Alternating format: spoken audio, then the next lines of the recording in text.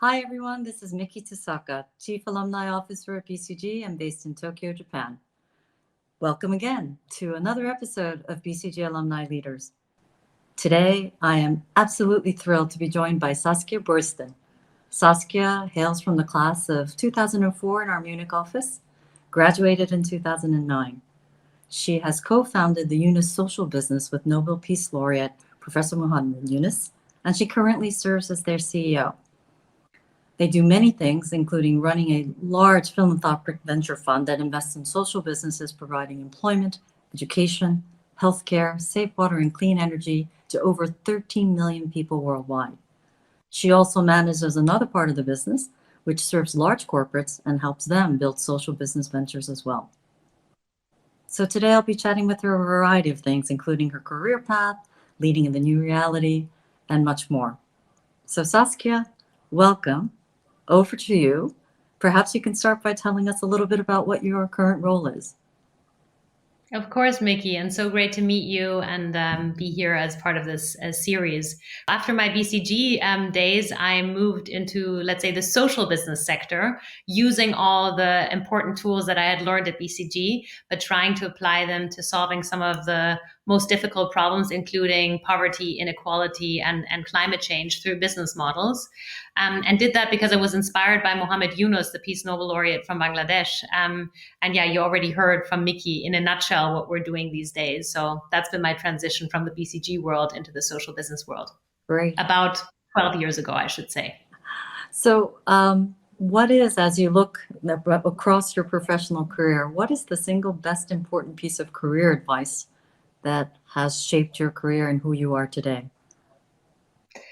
You know, Miki, I think it was one of those moments very early on when I started Yunus social business, and I came to Bangladesh, which is the country that Yunus had created the Grameen Bank, a microfinance bank for almost 10 million women. And I was there, and I saw the realities on the ground and spoke to one of those Grameen Bank veterans, like a little old man in his 70s. And I asked him about his advice in some ways, and asked, like, how did he manage to get here and build this gigantic, amazing, very impactful organization and bank. And basically he put it into one simple sentence. He just says, keep on going. And it's just so simple. And it just came out of this mouth of this cute old man that had been like a managing director of Grameen Bank for many years. And I really think that has been my mantra now over the last decade that I've been working in this sector. Probably 10, 12 years ago when I started in social business, people thought, like, that's crazy. What is that? They're like, either you're an NGO and you do social things, or you're a business and you make major returns. But like, what is the social business thing? And I think 10 years later, I've seen that this keep on going mantra has definitely helped, because 10 years ago, nobody cared about what we're doing. And now I think it's becoming way more mainstream that business and social really have to go hand in hand. Absolutely. I love that. Keep on going. I think we'll start that hashtag for you. Well, you've talked about some of the early challenges when meeting this gentleman in your career when you started at Yunus. What are some of the challenges you do face, though, as a leader every day? And how do you overcome those? How do you try to make yourself a better leader by keep on going, of course, but are there other lessons you might want to share? Yeah, I mean, I do think the main challenge that I had to face at least 10 years ago was the topic that we didn't really fit into any bucket. Like I just mentioned, I always argued we're bringing together the best of both worlds, sort of the NGO world that wants to solve major problems, or the governmental world that wants to solve problems, and the business world that has that major efficient machine. But I would actually say that most people were rather saying, like, you don't fit in anywhere. So overcoming that and really ensuring that people understand what we had in mind was really the biggest barrier. And to be honest, sadly, while I feel that there's a major shift today and people are understanding more and more that these two things have to go hand in hand, the question is how much authenticity is behind that, and do people really really care about the social and environmental implications, or is there also a lot of greenwashing involved? So in some ways, I feel like the topic of understanding what we're trying to do here, there's still some way to go, and there's still some way to go, particularly on the side of the large corporations, to move from the commitments that they're now all making, which makes me so happy, to the actual concrete action that is going to drive that change that we all need to be able to reach the SDGs, to make sure that we reach the climate ambitions that we all have. So there's really going to be a significant step change in the implementation side, not just in the commitment side. And that's the main challenge that I see for us. No, I think that's a wonderful lesson about breaking the frame, breaking the rules, and making your own new rules, so to speak. You do serve a lot of underserved populations, including women and others around the world. And I wonder if I can pivot to ask you about your thoughts on diversity, equity, inclusion. Your organization symbolizes that in so many ways. But what are your thoughts about that in terms of either at Yunus or the organizations you touch, in terms of how all of us should accelerate and commit to the cause even more? Yeah, and Miki, I think that's such an important topic. And I don't think I have the perfect or the single ideal answer to it, but in some ways, it brings me back to what is business all about? Because when we're talking about diversity, we're talking usually about in the business context, right? Mm-hmm. At least here when we're talking to a BCG audience. And in some ways, I think that if we reimagine what business is actually there for, if we think about why we're doing business, what is the purpose of our business, and what are we trying to really solve with it, rather than just thinking about shareholder value maximization, I think, to be honest, that is also the key to unlocking the topic of diversity. Mm-hmm. I don't know if it's 100% true, but I'm pretty sure that is the case, because if I look at our own organization, we are pretty much 50-50 men, female. We definitely have a lot of female applications for sure. We have people from at least 15 different countries, completely, really, we try and be as integrative as possible. And I still think that also we as an organization definitely still have a lot to learn. I mean, every organization has to sort of evolve as this whole discussion of integrating people from all perspectives is evolving. But I think if you really change what the organization is about, and that it's not only sort of the old default way of doing business, I think that will make a major dent into the topic of diversity and inclusion as well. Thank you, Saskia. I'd now love to also hear your thoughts on the relationship between innovation and social impact. How do they influence one another? Perhaps you can speak to that. Yeah, sure, Miki. Actually, to be honest, that is actually the number one reason why executives get involved with creating corporate social businesses. We just did some research over the last 2 years where we interviewed over 50 corporations that had established social business units or separate social businesses based where they were using their core competences to solve social or environmental problems.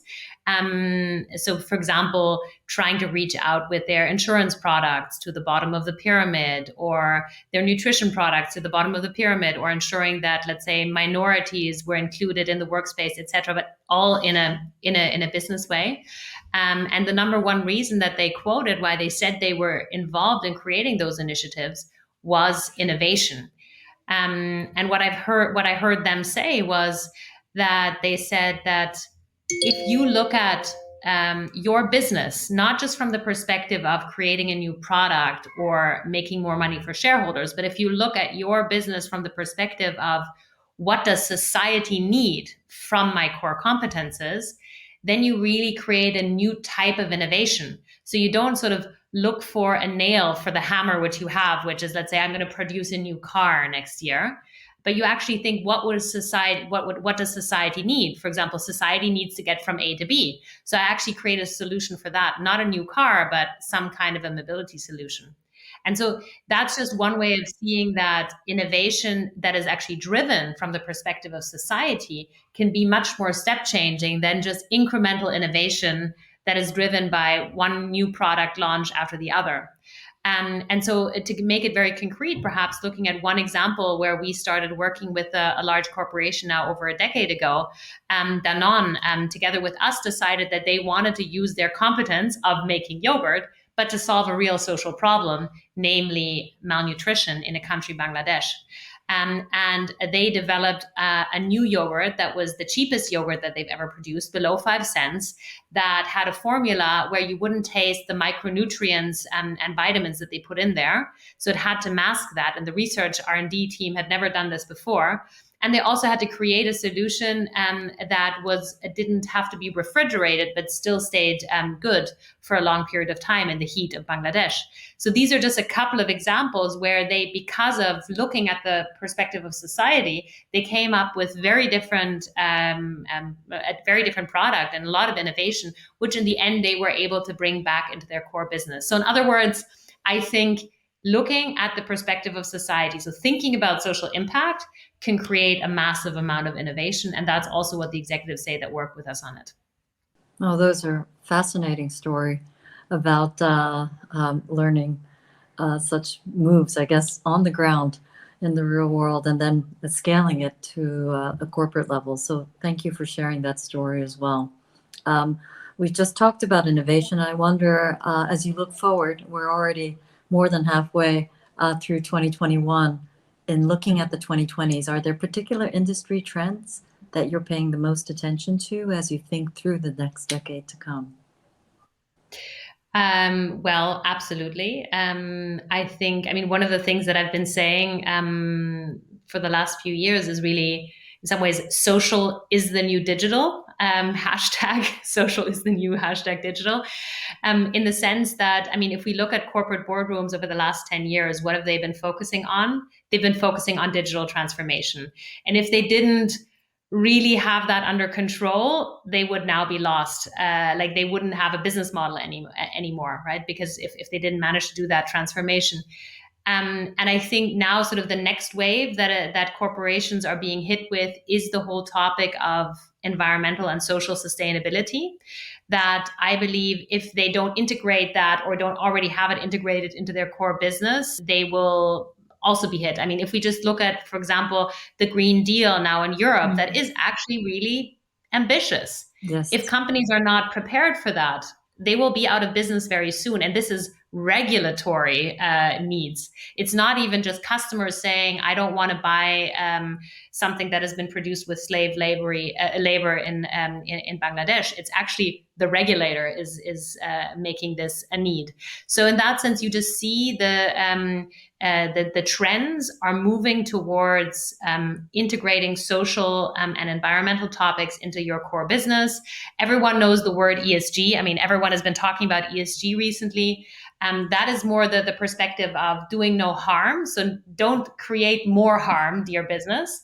And I'm saying you can go even further than that. You can move towards positive impact to say, how can I use my core competences to actually do something positive? So in other words, I think that that like the whole trend of ESG, but even moving beyond ESG towards impact is what will dominate this next decade for sure.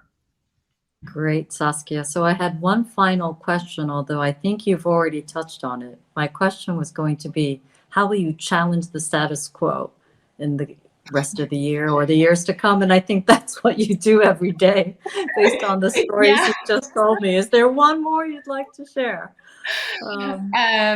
Yeah, indeed. I think that's what we're doing. And I almost feel sometimes a little bit like an activist, even though I would definitely describe myself as a capitalist that believes in the business of, let's say, the model of capitalism. Just I think it needs to be changed and it needs to be amended to also include social and environmental dimensions.